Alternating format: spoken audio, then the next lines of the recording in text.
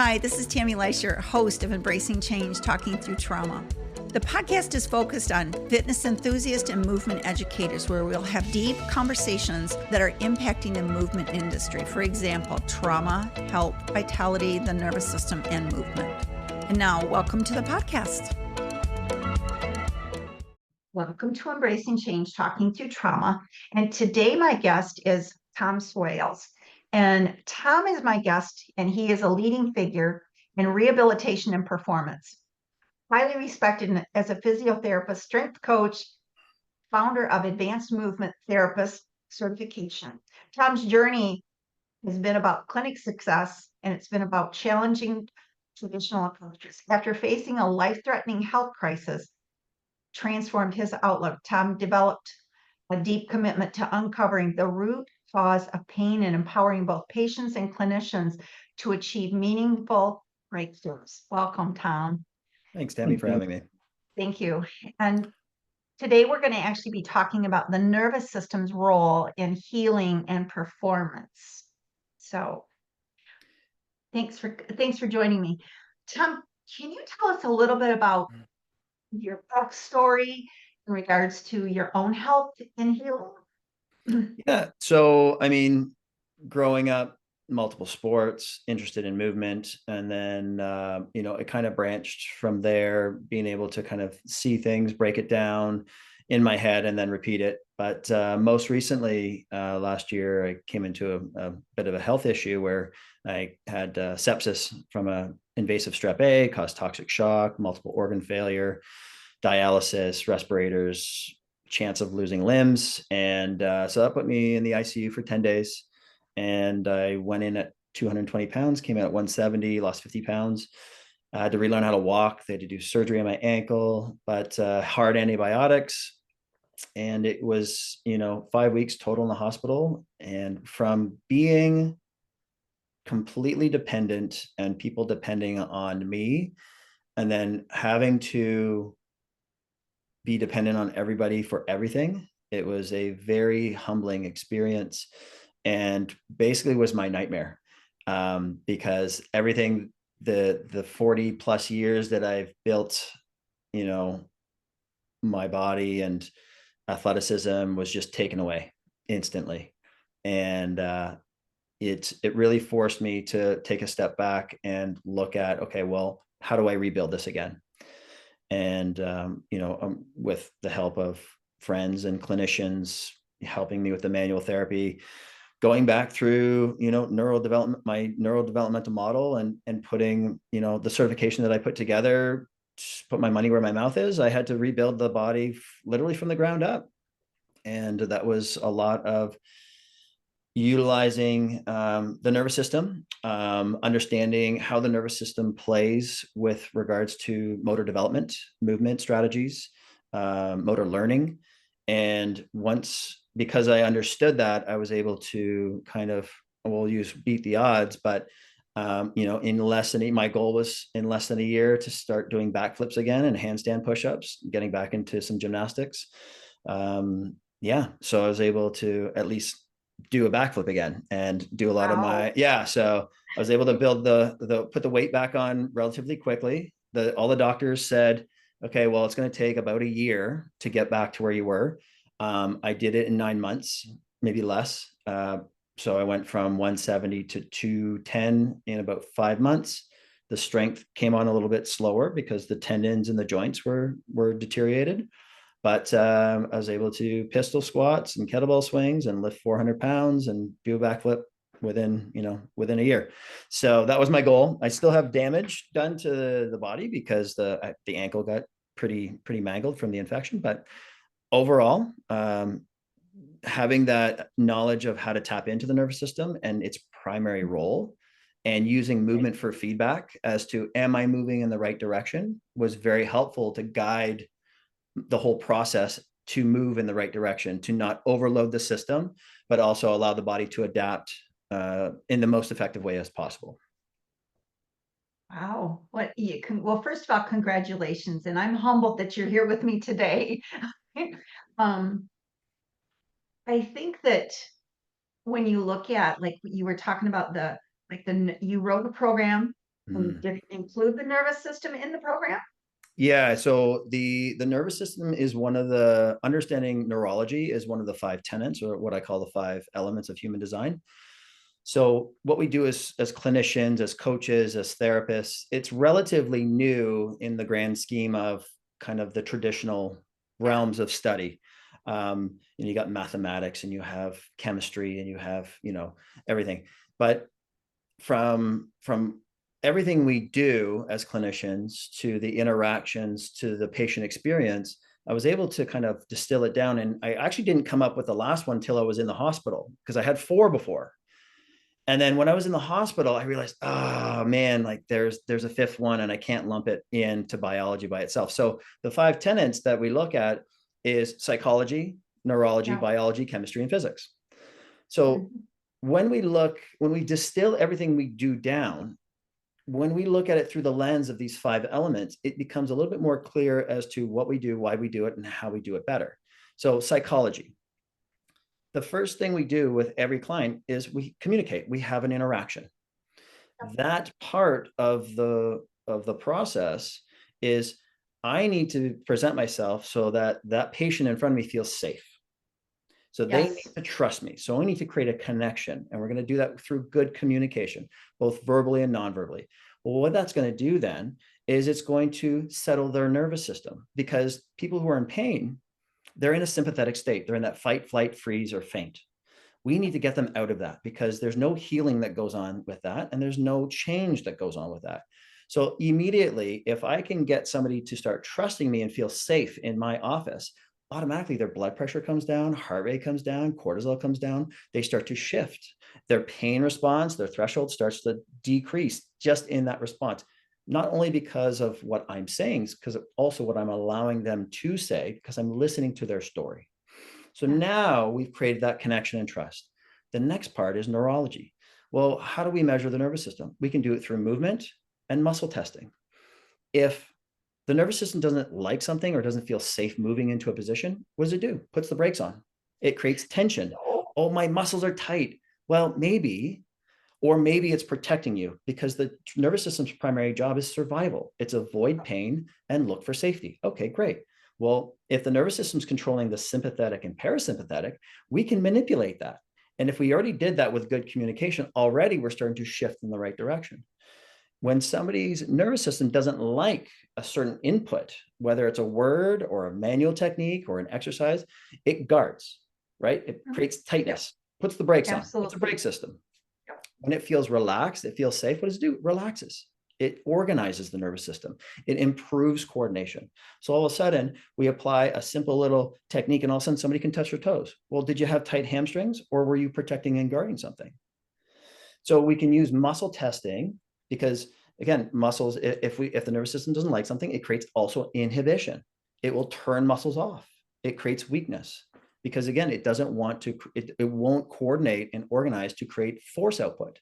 So that's where performance is going to come in. When we have a little bit of pain, it's going to create inhibition, not just in the local area. It's going to create inhibition centrally. And then you're going to have this complete decrease in motor output and force, because your nervous system doesn't want you to harm it. So it's always looking to protect you. And then when we look at the next thing as biology, is understanding how did we develop? Well, from embryology, cells dividing. Embryology is a series of tubes, tissues stacked together, they organize together, they coordinate together, it becomes a system. And then when we apply manual therapy and modality, what are we doing to the tissues and cells? We're affecting the cells. Okay, great. We're applying an energy to the body to cause a stress and maybe create an adaptation or a positive response. Cool. Now here's the fourth one. So I lumped in before chemistry in with biology. Being in the hospital and knowing what I do with breath work on increasing people's carbon dioxide tolerance with my athletes, because a lot of times it's not that they're not getting enough oxygen, they're not tolerating carbon dioxide very well. So I'm like, I need to make you more efficient with this. In my head, being sick, I'm thinking, well, I don't need more oxygen. I need to increase my CO2 tolerance. But in this state, I was so low oxygen, if I go any lower, I will die. And I'm sitting there having discussions. I'm sitting there debating with the doctors. I'm like, no, I don't need this. They're like, no, your levels are so low. Like, you're going to go hypoxic. So then I realized, I'm like, oh, everything is chemistry. My chemistry was off. My chemistry was so off because my body was so inflamed and so acidic. I needed to increase oxygen to make it more alkaline, because that's what happens when we have carbon dioxide. Too much carbon dioxide, we go into an acid state because we go anaerobic. So we start burning glucose. And then when we have oxygen, we go alkaline. But it's a fine balance with the blood. It's 7.35 to 7.45 pH. And anything we go slightly above or slightly below, the system is that sensitive. Our pH in our gut, it needs to be highly acidic so it can break down pathogens and break down food. Our urine has to be a certain acidic, so certain pH, and then everything is molecular. We eat food, it's broken down into its constituents of molecules: carbon, hydrogen, nitrogen, oxygen, phosphorus. Our DNA is nitrogen, carbon, hydrogen, oxygen, phosphorus. Like, everything is molecular. So then I realized, I'm like, I can't lump chemistry into biology. It's got to be its own separate tenet. And then the last piece is physics. Well, we are three-dimensional beings in a three-dimensional world, and we all call it matter. And we all are subjugated to the laws of physics, which is gravity and friction and you know, everything in our environment. So we all have to obey these same laws and same rules. But then you get into the other part of physics, which is quantum, which is energy, vibration, frequency. Go to Tesla. Well, what's matter? It's, when you look at the atom, when you look at it under a microscope, it's 99.99999% empty space. So, but it's all these atoms are compressed together in a specific frequency that we can perceive in the three-dimensional world. So if we know that a thought is a specific frequency that creates a specific vibration, that creates a specific energy and affects matter, well, therefore psychology, all the way back up to the first one, affects the physical body. So it comes in full circle. And when we understand those 5 tenets, then we can explain, you know, we learn a new technique, or we're applying an exercise, or when somebody's asking, oh, what does this modality do? Well, if you can explain it from the physics side of things, it's going to make more sense to people. Hey, everything's energy. And I was very much, as a new grad, I'm like, I got exposed to it from one of my mentors. He was brilliant. And he would say some things in a way, I'm like, I appreciate it, but I don't understand what you're talking about. He's very much into traditional Chinese medicine, talks about different energies, this, that, and the other. And he could just find the thing. He would feel it. And I'm like, okay, that's cool. I don't know how to do that. As soon as I started studying physics, I'm like, oh, that's what he was talking about. So the traditional Chinese medicine with bioelectrical energy channels, I'm like, oh, that's physics. So now I have a way to speak both languages, just like, you know, you were saying before, well, people who like the yoga, I speak that language. Pilates, I speak this. So it's just, now you can bridge the two, and I can speak to, you know, whoever needs to hear whatever language, I can translate it for them, but I can speak in multiple languages in a way to help people make sense of what's going on in their body. Yes, totally understand. I totally understand. How have you, so you've applied what you're talking about to your own healing. Yeah. And tell us a little bit about, like, how long it took you and some of the things. So, when I was at the hospital, they would come and get me for PT every day. And the funny part is I knew all the physios there. They would come and get me. They'd wheel me into the PT room and they're like, what do you want to do? I was like, put a mat on the floor and I'm going to roll around for the next 30 to 40 minutes. And I got to tell you, it was so hard. I couldn't get to the floor. I couldn't get up off the floor. I had to, my theory, my idea was, I'm like, I'm just going to use the principles in my system to start rebuilding. Well, how did we learn to move as babies? It's from the floor.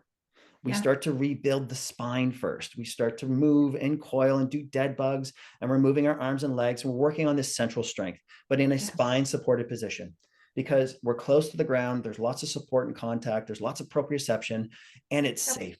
There's no risk of hurting myself down there because I can't fall. So I took the mindset as I'm just going to train like a baby again. And this is how we actually have to rehab a lot of people. We got to get them back down on the ground, reestablishing those patterns. And there were times where I'm lying there, I'm like, this is so hard. And I just break down crying. And I'm like, okay, you know what? Like, get to work. We got to get through this. And then, when I was down on the floor, they get me up, we do some squats in the bars, try and do some stairs, walk on some crutches, and then back to bed. Like that was the energy that I had to do. Wow. And on top of that, I was on a lot of painkillers because I was blood clots everywhere. But that's another experience. Yeah. But once I got off the painkillers, and which I just stopped cold turkey because that dilatin's crazy, and then I could ambulate semi-independently with a walker. Then they're like, okay, like your fever's in control. I still had to be on antibiotics, and they sent me home. So every Wow. day I'd have the energy to get my walker, go from the bedroom to the couch, and read a book. And then it was summertime at least, so the good thing is we could go outside and I could walk around the yard a little bit, and that's all I could tolerate back inside. So I would do whatever I could. Mm. The big change started happening when I got off the vancomycin and the peptas, because I had IVs, because they had to put me on that for another 4 weeks out of the hospital because of the surgery. I couldn't put on any weight. And because you've got this hard, super hard antibiotic going through your body, nothing would stay in. And as soon as I came off that, then I could start to eat and I could start to get a little bit more energy. And again, I have videos on my YouTube channel where I look like a skeleton. I went from 220 to 170, and I'm on the ground, and like, okay, we're gonna get our spine moving today. So I still continue to do some YouTube videos, and I'm like, all right, well, let's do this together. Like this sucks, but here's where we're starting with this, and then start into crawling patterns, quadruped patterns, kneeling patterns, and then get up into some standing stuff. So it was really a testament of, okay,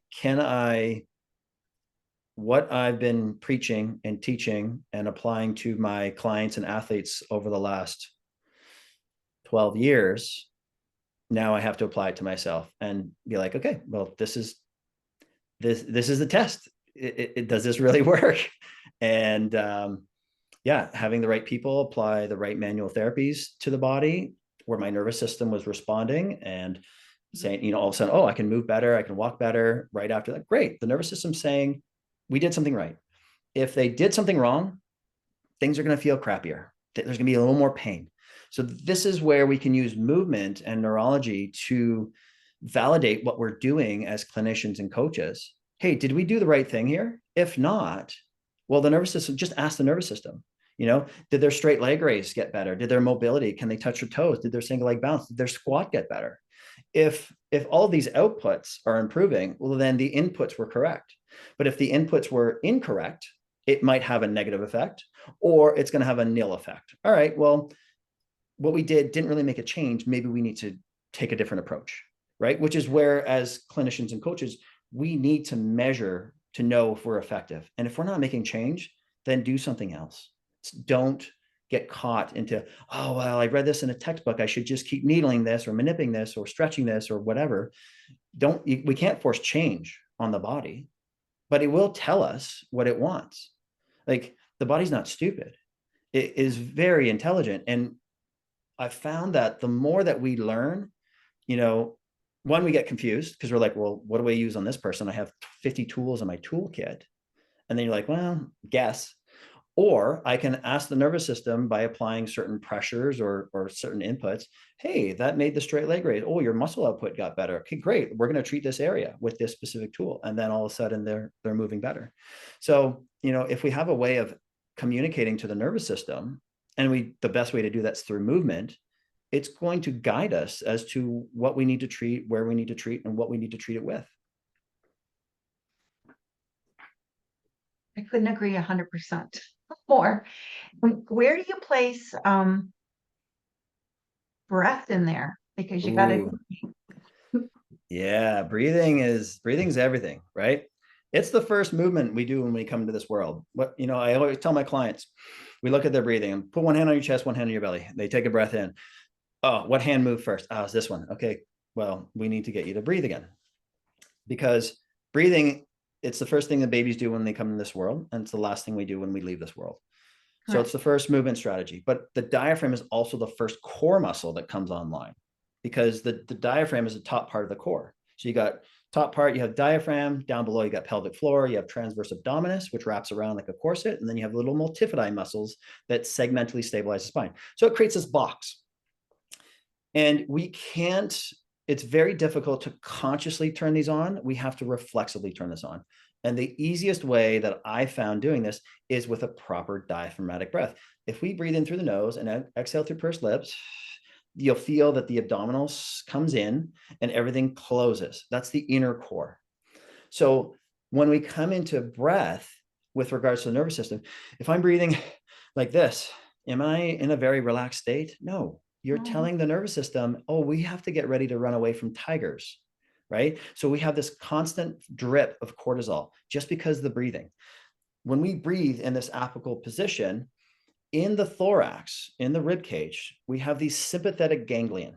These little ganglion, when they are stimulated, it sets off the sympathetic nervous system. Okay, they're there for a reason, to anticipate that we need to fight, flight, freeze, or faint, right? Now, if somebody's coming in, their breathing is all the way up here and they're talking really quick, okay, hey, we're going to start with breath. Let's get your breathing down into here. And all of a sudden they start to calm down. Their muscle tone improves. They're starting to feel a little bit looser. Their headaches go away. Oh, wow, I feel better already. And they start to calm. So it's the breathing is that it's that bridge between the sympathetic and the parasympathetic. It's automatic and it's in our control.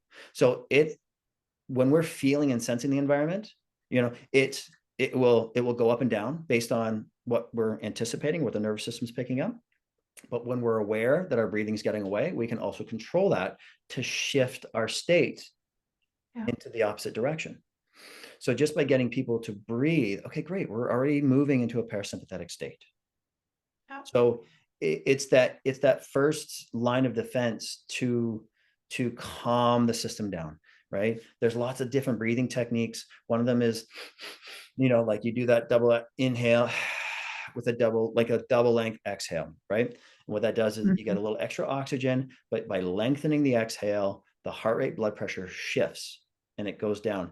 With every single breath, when we breathe in, slightly sympathetic, blood pressure, heart rate slightly goes up. And when we exhale, blood pressure, heart rate slightly goes down. So it's constantly scanning the environment. But if we're matching inhale with exhale, well, that's telling the nervous system, oh, we have to get ready and mobilize the body. But if we just lengthen that exhale, we stay parasympathetic a little bit longer, and the body shifts into a calm rest and digest state. So breathing is going to be the easiest and quickest way to kind of get our clients and our patients to start to shift in the direction of healing and restoration. Yes. And making that, no, not making, encouraging them to have a daily breath practice. Yeah. I'm started with it. So, because Yeah. I see irregular breathing with my clients all the time. Yep. So, Yep. and yeah. Sorry, go ahead. I'm going to just say for my own self, because Yeah. I've done my own nervous system work as well. And it's like when you learn to know that you're no longer shallow breathing and your breathing was here, Yeah. and you start to do what I reference sometimes as belly breathing. Yep. It's really, really important. And to Oh, yeah. understand when you can feel yourself shift from deep diaphragmatic breath to shallow breathing and what happens in your body. So the first thing is just bringing awareness to people. When you're feeling the neck tension, check in to see where your breathing's where that's at. Oh, you're breathing up there. Okay, great. Just do 10 breaths into your belly. It's just getting people to pay attention and check in with themselves periodically when they're feeling the discomfort, whatever the ache or pain that's coming in. Okay, well, just take a second, check your breathing. And if that's offline, fix it, right? And then the more that they check in, the more it becomes automatic, and their nervous system just learns a new response or a new behavior because you're paying attention to it and you're creating change rather than just keep reinforcing that old breathing pattern because you got a little bit stressed out or something irritated you, right? And I think too, when you begin to instill those kinds of behavioral changes, like, I mean, it's not going to happen overnight. And you already know No, it doesn't no. happen overnight. It takes time and consistency and awareness. I actually teach an entry level Pilates class at a local Mhm. community college, which is a credit class. So it's Yep. they're learning all about the Pilates principles, but it's very, very interesting because everything that you've said in your video is stuff that I teach in the Pilates class because 80% of my 80% of the students that come to me are shallow Mhm. breathers. So Yeah. it's very interesting. So yeah. So thanks for verifying what I Yeah. already teach. Yeah. Yeah. And the other fun part is you can manipulate the breathing if you want to increase performance and get that stress response up intentionally. Well, you get to do a little hyperventilation and you've ramped up the nervous system. Well, now go do a sprint. Now go lift something heavy, right? So you can manipulate the nervous system because it's not all about, we do need to ramp that up. We need Yeah. to get that system when we need it for a short period of time, but then we need to come out of that very quickly. So even after training, I always get my athletes, okay, you're sitting here for 5 minutes and just doing quiet breathing to start shifting them into that parasympathetic rest, digest, recover phase. Because Mhm. if they run out of the gym and they're all ramped up and that cortisol still flowing and they go eat something, how well do you think that food is getting digested? It's not. Not, It's rotting in their stomach because all the blood is still in the muscles. So yeah. they're not going to absorb the nutrients. They're still breaking down the body. And it's simply because they didn't shift their state from that excitatory sympathetic state to the parasympathetic recover. And if they delay that by a couple hours, well, that's a couple hours that you lost to recover for training the next day. So you use this obviously with your like everyday clients as well as Mhm. your elite athletes. Yes, everybody Okay. again, these are the rules apply to everybody. Everyone breathes. Yeah. Everyone, we're born the same way, right? Everyone has to start breathing. Everyone's got the same muscles.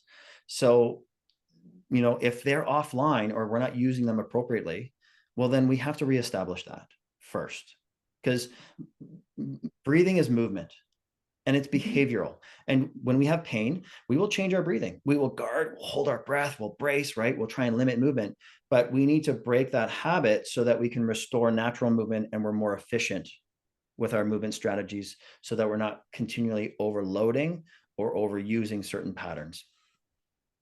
Yeah. That's um that's I mean like what you just said, breathing is movement and movement is behavioral. I mean, all of those kind of things. And when you think about like people who are so guarded for Mm-hmm. whatever their reasons are, Yep. and they're rigid in their bodies or they're stiff-necked and their tight jaws and all kinds of things. I mean, Yep.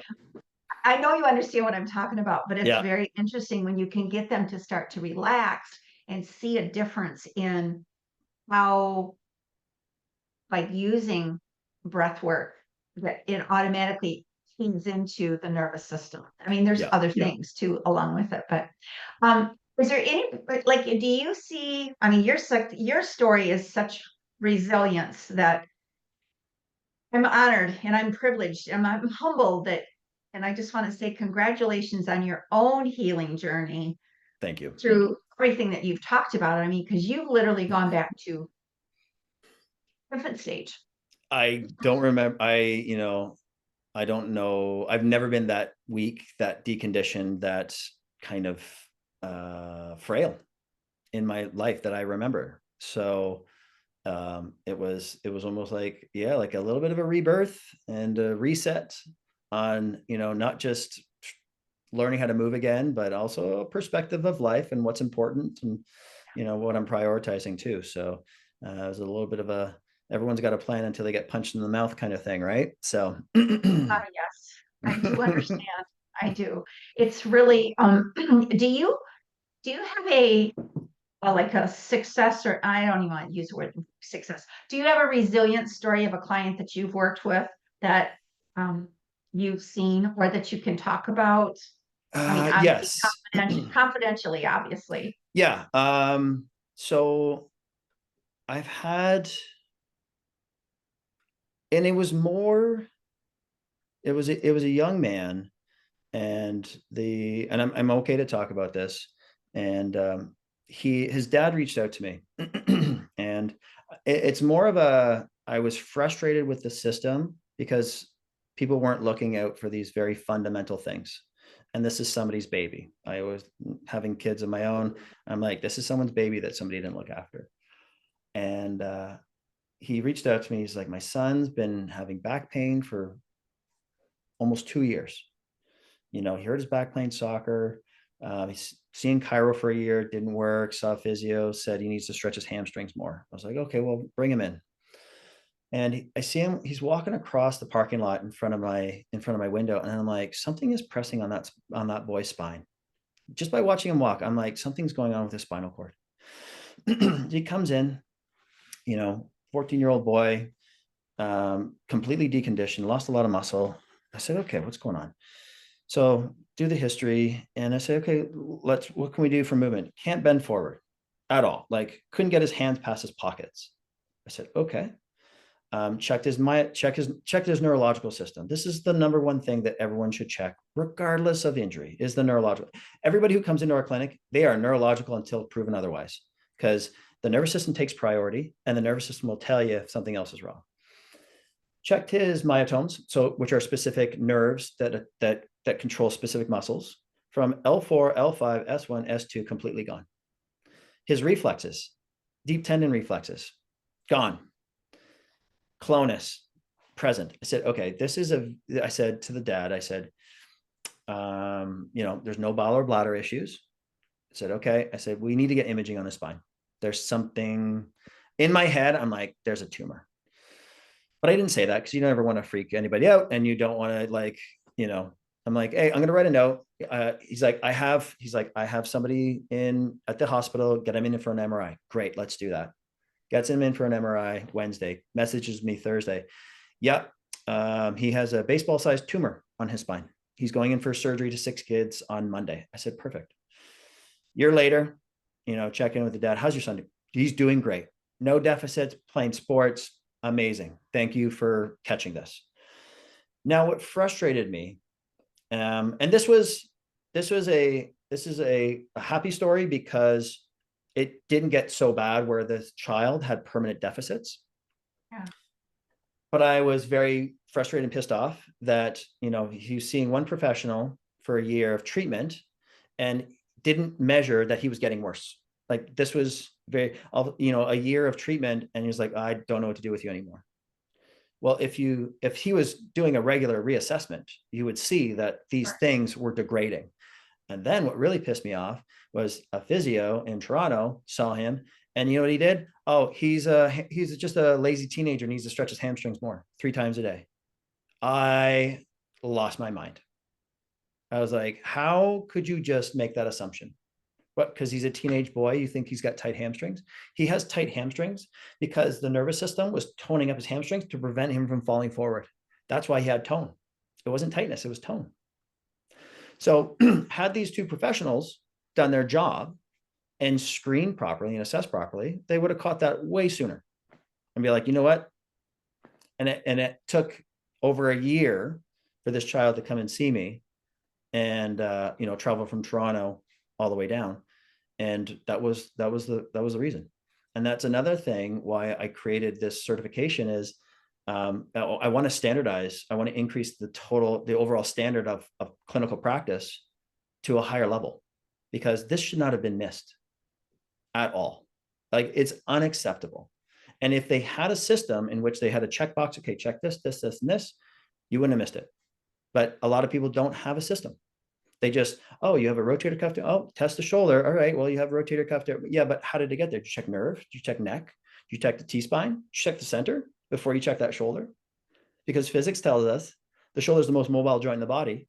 So where's energy going to go? If the shoulder moves, but nothing around it moves, well, where's all that energy going? Into the shoulder. Now you have a rotator cuff tear because of overuse. So, Tami, yeah, sorry, go ahead. No, I wanted you to talk a little bit more about your program. So, Mm, yeah. So it's what I've kind of curated it over and distilled down over the years. It's based on those 5 tenets, but it's built around the entire interaction of, seeing a client, seeing an athlete, seeing a patient. It's, you come in with good communication, you ask the right questions, you do a thorough job of it, and you listen. Then the second thing is you look at posture. Well, what's the body telling us? People say, well, posture, you can't diagnose anything. I'm not saying you are, but if you're looking at how the body's holding itself up against gravity, maybe it's protecting something, maybe it's avoiding something. Oh, there's some muscle atrophy here. Maybe there's a nerve issue there, right? And they're not experiencing nerve stuff, but like when you see muscle wasting, I'm like, well, that's a problem. You see imbalances, you see how they're shifting, they're rotating. Mhm. You make clinical hypothesis. Oh, it could be this, and this, but you don't know yet. And then you look at movement. Okay, how are they moving as a system? What's their neck doing? What are their shoulders doing? Can they touch your toes? Can they backbend? Can they stand on one leg? Can they squat? So you're looking at these global movements as a system, and then you're like, well, that looks off. Do you know what's going on yet? Absolutely not. But something is popping out, and then you have something to measure against later. And then you look at the neurological system. You look at functional neurology. If there's a concussion or some kind of history, you look at, well, what are the eyes doing? The cerebellum, the vestibular system, clear all this out, make sure there's no issue up here, because if there's a control issue here, it's going to cause orthopedic issues down below. And then you look at the structural neurology. How are the nerves sliding? Somebody comes in, I have a tight pec. No, you have a tight median nerve. That nerve is not sliding. So guess what it's telling the pec to do? Tighten up. Doesn't want to stretch. So we need to mobilize the neural tissues, check myotomes. And then you start breaking down the pieces as to, okay, well, you're not rotating through your thorax, or you're not extending through your lower back, or you're not rotating your hip. So then you start to break down the pieces and find those linchpins of the parts that aren't moving optimally. Maybe they're inhibited, maybe there's some joint restriction. Correct those and then reintegrate them back into the system. So it's a very systematized front end orthopedic assessment, and then it gives you creativity on the back end to create the specific exercises or treatments that they need. People get confused a lot. They say, well, this sounds cookie cutter. No. Cookie cutter is the thing that everybody gets on the back end. Yeah. A system that's organized and prioritizes important structures like neural tissues over muscles, it prevents you from missing anything, any of the important pieces, and it removes the assumption that that's not relevant. Just because you don't feel numbness and tingling into your hand doesn't mean you don't have neurological compromise. You can have zero nerve symptoms, but you can have muscle weakness because of nerve pinching in the neck. And it might be very subtle, but enough that's causing weakness or tightness. And we can't assume that a muscle is tight, because muscles are dumb. Muscles are only doing what the nervous system's telling them to do. And most of the time it's to protect, stabilize, or inhibit, right? Yeah. So we can't say, well, just stretch the muscle, but you don't know why it's turned on.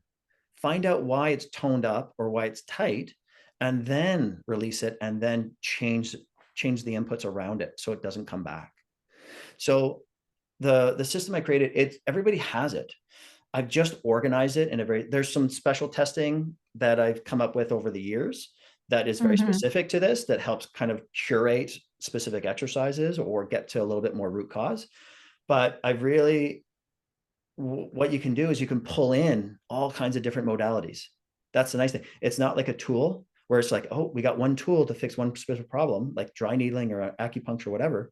No, you can Right. pull that in. It's just going to guide you as to when to deploy those tools. Because I was getting confused in my practice. I've done over 100 courses and certifications, and I'm like, I don't know what to use on anybody anymore, because I'm like, it was like flavor of the month. I would learn PRT. All right, everyone getting this. Oh, needling this month. Oh, acupuncture. Like, it just became random guessing. And then once I organized my front end system, it guided me to what the problem is. I'm like, oh, I need to treat that area. The pain's over here, but the problem is there. And then I knew exactly what tools to deploy. And it just makes life so much easier because it removes a lot of the guesswork. Who is your program for? Clinicians, coaches, anybody who teaches movement, because it can be used as a hands-off system. So during COVID, this is what we leaned into, because we were doing all virtual. Oh, yeah. And we used a lot of the tests. They're active tests. And then I ask the client, well, what do you feel? Is it a pinch? Is it a pull? And that's going to tell me, okay, well, most likely it's this. So Okay. we came up with a very simple formula. We air it out. When in doubt, air it out. So we alter the inputs. Okay, we're going to get a little cross ball in here. We're going to do some flossing or some massaging. We're going to integrate new movement. Okay, let's get some active range of motion through that. And then we're going to reinforce it with load. All right, let's pull a band, right? Yeah. So we have that 3-step formula, and all of a sudden, oh, my shoulder doesn't hurt anymore. Great. So it can be a hands-on system. And when we have manual techniques, those are just ways to kind of remove barriers faster. Like getting a needle in somebody or manipulating, it's just going to get the joint to move fast. You're changing the inputs faster. That's all it's doing, is changing the inputs. But if you don't have that, okay, well, let's get a band on that shoulder. Let's get a band on the hip and start doing some active range of motion. Let's get a little cross ball in that glute, and we'll do some fascial flossing. Let's get a foam roller. So there's lots of, it can be it can be hands-on, integrated with hands-on, or it can be integrated with hands-off. So anybody who's teaching movement, trying to help people get out of pain and improving performance, it's for all the above. I just learned that it's for people who actually give a crap about movement and exercise, because I know some clinicians, they're like, no, I just do manual therapy. I'm like, well, then this isn't for you.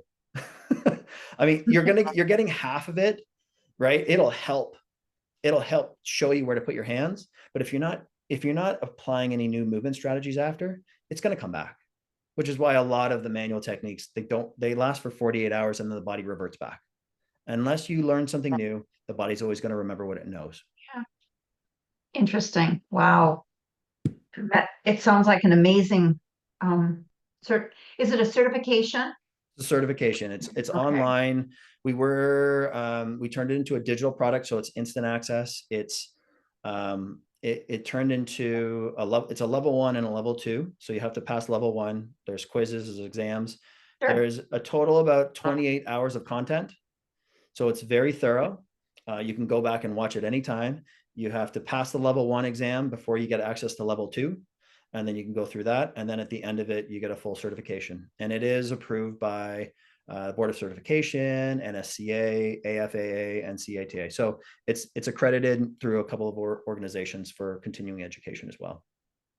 Well, congratulations, because that sounds like it's an amazing, I can tell you that I never received any kind of training like that through Pilates or yoga.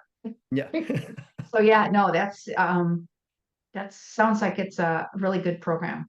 Yeah, it's the system that we created, and it's been proven over a decade now to be super effective. And the nice thing is it works across multiple disciplines, because you don't have to throw away what you already know. You get to integrate, and then you just get to organize it. Sounds amazing. So I will have all of your information in the show notes at the end. Okay. Your YouTube channel you talked about. What's your YouTube channel? It's Tommy Swales. Okay. Yeah. So YouTube is Tommy Swales. There's lots of free stuff up there. Instagram is swales.tom. The website is www.amtcertified.ca.